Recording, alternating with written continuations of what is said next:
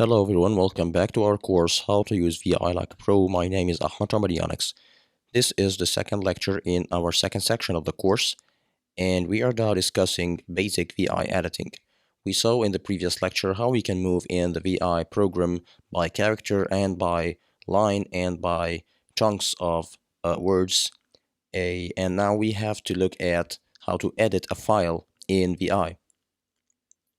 Editing basically means changing text, either inserting text or deleting text, copying and pasting. These are all forms of editing. So let's start with inserting text. In order to insert text in VI, use the I command. The small case I will insert text before the current cursor position, while the capital one will insert text at the start of the current line. We also have the small case A that will append text. That means the text will be added after the current cursor position, and the capital case A will insert a text at the end of the current line. And finally, we have the capital small o, which will insert a new line. Small caps will insert a new line after the current line, and the capital one will insert a new line before the current line. And let's say we want to insert some text. We are inside this file, and we want to insert some text, let's say before this AMET word, okay? And let's say this is an unknown word, which is AMT. Okay, so here, as you can see, when we pressed I, the cursor immediately opens the insert mode in the current cursor position, and we start editing text inside or before the current position. So what if you want to append? Okay, let's say we are here at the end of the word, and we want to start adding text after this word ends. So we press A, and when we press A, as we can see, the cursor has moved one character to the right, and we are in the insert mode. So I can start entering text. I can add a space, okay, and start typing. This is some text. Okay, so I'm adding text after the AMET word when I pressed A. So what if I want to use the capital and the small I? As we said, the capital I will insert text at the start of the line. So here, if I press capital I, as you can see, the cursor moved to the start of the line, and I'm start editing. This is the start of the line. So here I am adding text at the start of the line. Let's move to another line, and here we are at this one. And let's say we are at the middle of the line and want to add text, but at the end of the line. So I'll press capital A, and as you can see, I am at the end of the line, and I am in the insert mode. I can add a space, and I type this is an appended text, for example, or anything. So here I'm adding text at the end of the current line. Now, what if I want to insert a new line altogether? I will press O in small case. As you can see, it opened a new line for me after the current line. I can write this is a new line. Okay, and what if I want to add another line, but before the current line? So I will press capital O, and as you can see, the cursor is before the new line. I can say this is the second line. Okay, so as you can see here, I have entered a new line once before the current line and once after the current line using the capital and small O's. Now we saw how to insert text and how to insert new lines, but what if you want to change the text that we are viewing? Okay, VI offers you a lot of tools in order to change text. Let's have a look at the first one. The first one is the C. The C stands for change, but C in itself cannot be used alone. If you press C, it won't do nothing. You have to follow it with a movement command. And a movement command is any command that we have seen before, like the W and the B, capital and small W's and the E, etc. So let's have a look here. For example, if I want to change this word, okay, all I have to do is to press C followed by a W. And as you can see, the word was omitted. In some VI editors, the word will not be deleted, and it will just show you a $sign at the end of the word to signify that this is the end of the space that you are going to edit in. And my version of VI just deletes the word and lets you write code, write text instead of it. So let's write a modified word. Okay, so here I have deleted the word and I have replaced it with another one. Let's have another example. Okay, let's see. This is another word. Okay, this is word 2, for example. I'm changing words here, okay, as much as I can by pressing the C and W. So what if I want to press to for example change the previous word? So I can say CB, and as you can see, it's just like if you use the backspace, but it's a very powerful backspace because it was intelligent enough to know that this is a word, this is a whole word. The normal backspace in Word document, for example, if you press backspace, it will delete one character at a time. But as you can see, the powers of VI are starting to appear now, that CB, which is change, and then backwards, it will change the previous word altogether. So this is backspace, okay, in order to remember this. Okay, so as you can see, you can use the movement commands with the C to make powerful edits inside your document. And that's a nice example here. If you can see, you have C1G. Imagine what this does. Okay, if I press C1G, okay, as you can see, it has deleted all the text that I was standing at from the current position till the start of the document. Okay, so if you want to analyze what I did, okay, it was just a C followed by a command. Let's do that again. For example, it was C for change followed by a movement command 1G, which means move to line number 1. So the command says change till and take in your way everything, every text till you reach the first line in the document, and it did just that. Now, one of the most common uses of C is that maybe you want to delete from the current line till the end of it. So for example, here I am in this line, okay, and imagine that this line has to end here. I decided that the rest of the line is not important. So what do I do? I will press C and then the dollar sign. And as we learned, this is C for change, and the dollar sign, which is the scope of this change, dollar sign signifies the end of the line. So I'm basically telling VI delete or change till the end of the line. And I can type whatever I want, the rest of the line. This is the replacement. Okay, but here VI gives you one powerful shortcut for this, which is the capital C. The capital C is a shortcut for C dollar sign. So instead, if you are at any line and you want to delete all text to the end of this line, you can use C dollar sign, or you can use a capital C, which is a shortcut for C dollar sign. Now, what if you are in a line and you want to change this line altogether?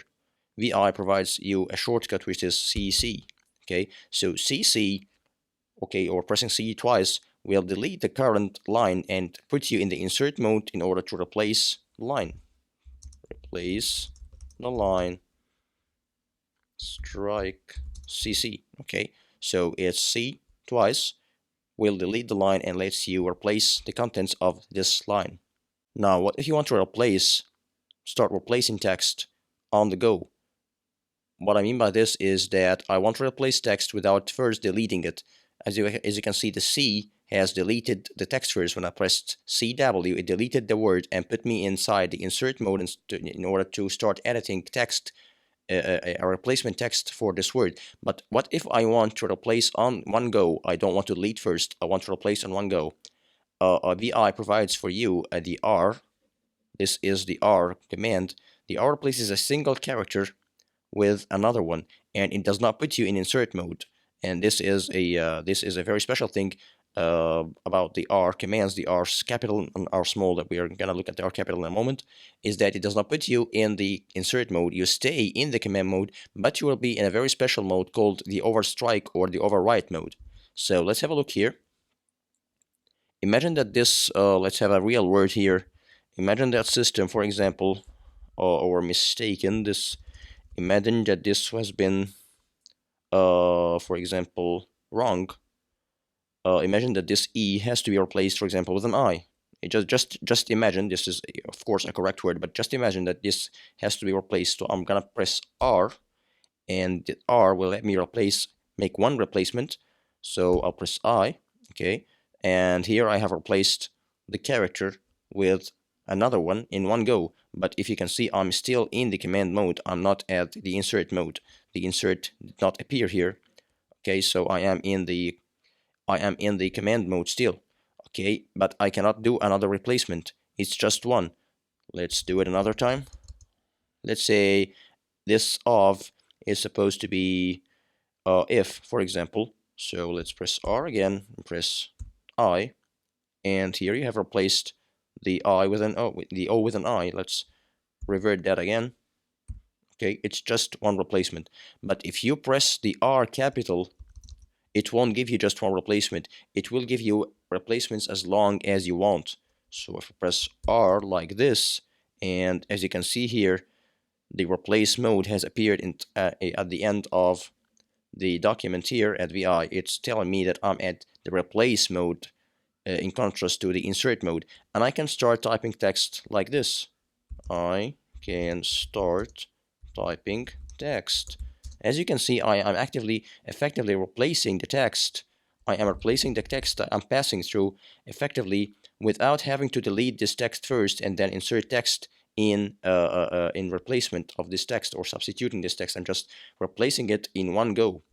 And I can continue this however I want. If I'm finished, I just press escape in order to exit the replace mode and go back to the command mode. So this is how to change and replace text in VI. Let's look at other methods to change the document. We also have the S command. The S stands for substitute, okay? And S is very specific in that it is preceded by a number and it's going to replace that specific number of characters, okay? So if you write 3S, this will replace 3 characters of text, exactly 3 characters. So let's have an example here. For example, let's say I am here. Let's have a long word like this, gravida. Okay, let's say that those 4 characters at the end of gravida are wrong and I want to replace them. So let's press 4 and then S. Okay, as you can see, the last 4 words have been deleted and I am free to enter whatever words I want. Okay, it deleted the last 3 characters. I can say G, O, I, A, whatever. Okay, so what S does is that you have to proceed it with a number first because S won't work by itself. So here, for example, if I press S, okay, it just put me in the insert mode. It did not substitute anything.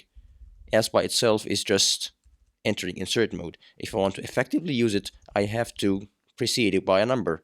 So 3S will delete the last 3 characters of this word. It will delete the 3 characters following the cursor and let you in the insert mode in order to insert as long text as you need.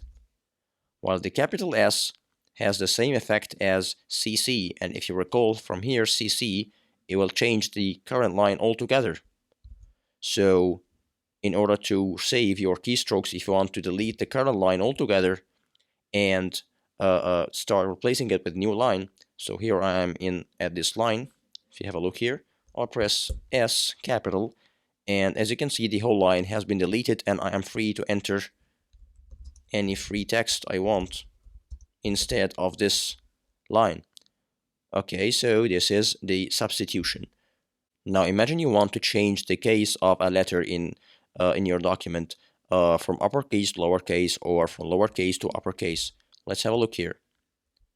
Let's go to the first line and imagine that this lorem case is wrong. It is not a name and it should be in lowercase. So I'm gonna press the tilde, and as you can see, the tilde has changed the case of this letter from uppercase to lowercase.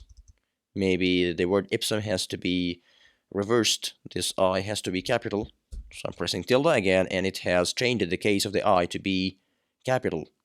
Okay, and tilde can be preceded by a number, as all VI commands, and this can be powerful. For example, if you want to change the case of a number of characters at the same time. So here, for example, we have PSUM, which is the remainder of the word. I can say 4 and then tilde. As you can see, it has replaced the characters of the word, made it all caps. Okay, as long as I'm preceding the tilde with a number, it will replace the case of whatever characters it finds its way. If it's an uppercase, it will change it to a lowercase and vice versa. And for deleting text, we have the D, and naturally D stands for deletion. And it, like the C, it has to be followed by a movement command. It has to be followed by a movement command like W, for example, for a word, or backwards, or a zero, or a dollar sign. Any movement command will suffice. And the difference between the D and the C, if you are wondering, is that the D does not put you in the insert mode. It just deletes the line or the number of characters you want and puts you back in the command mode. It does not change your mode to the insert mode like the change does. Other than this, it's the same effect as the C. So for example, let's imagine I am here at this line and I want to delete this word. Okay, so I'll press D followed by a W, and I am deleting the word, and I am still at the command mode. I can do this once again and again. Okay, and of course I can do D0. Okay, so it delete till the first character of the line, or delete till the start of the line. Or for example, maybe in a line like this, I can say delete $sign to delete till the end of the current line. And D has a shortcut, which is capital D. Capital D will delete the characters till the end of the line. So capital D effectively is a shortcut for D $sign.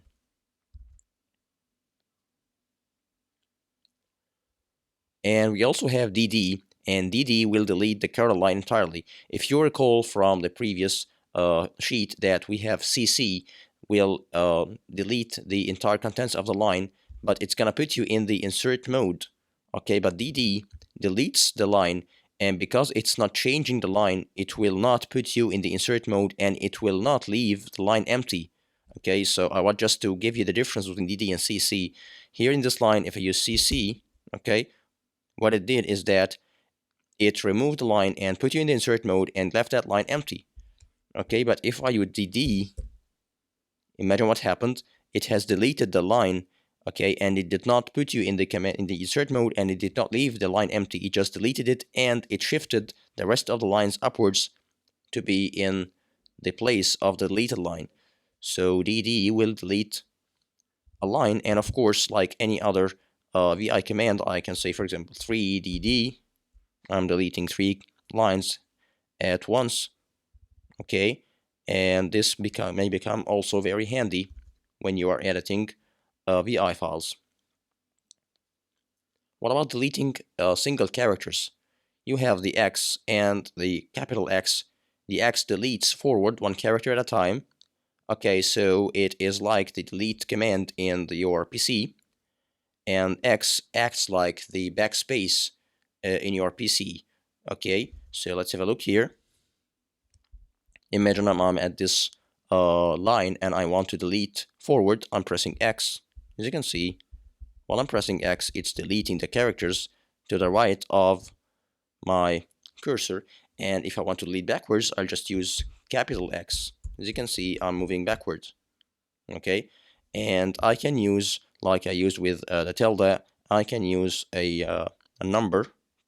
So for example, I can say 3x. Okay, I have deleted the 3 characters following the cursor. Or I can say 5x. Okay, capital, and I have deleted the 5 characters that were at the left, or well, they were before the cursor.